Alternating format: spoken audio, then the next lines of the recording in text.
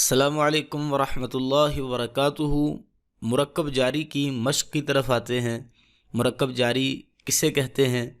ایسے دو اسم جن میں سے پہلا اسم جار اور دوسرا مجرور ہو۔ جار اور مجرور یہ ہم نے تفصیل کے ساتھ پڑھا ہے مرکب جاری کے پچھلے لیسن میں، تو آپ اس کو ملاحظہ کر سکتے ہیں۔ بالحق، حق کے ساتھ، مثلا اس میں جو جار اسم ہے وہ کون سا ہے؟ حرف جار کون سا ہے؟ با کے نیچے زیر ہے، اور الحق یہ مجرور ہے۔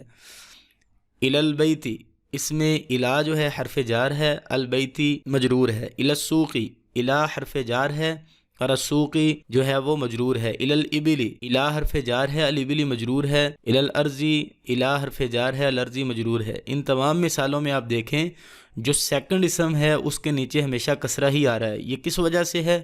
اس کی یہ ایک وجہ ہے کہ ان کے شروع میں حرف جار آ رہے ہیں۔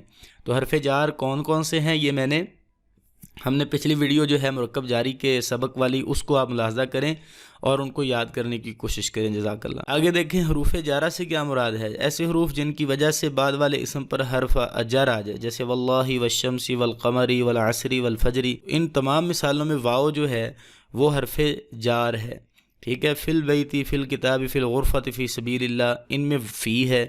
تو یہ تقریباً 11 کے قریب ہیں جو قرآن پاک میں استعمال ہوئے ہیں، 9، 10 یا 11 اتنے کے قریب، اتنے ہیں تقریباً، کہ ان کو حروف جارہ کہا جاتا ہے۔ اور جب یہ کسی اسم پر آ جائیں تو وہ مجرور ہو جاتا ہے، اور جب یہ حرف جار اور مجرور دونوں ایک ہی جگہ پہ پائے جائیں تو وہ مرکب اشاری کہلاتا ہے۔ تو امید ہے آپ کو یہ ویڈیو پسند آئی ہوگی۔ جار اور مجرور کی مثالیں آپ مزید بھی قرآن پاک سے ڈھونڈ سکتے ہیں۔ السلام علیکم ورحمۃ اللہ وبرکاتہ۔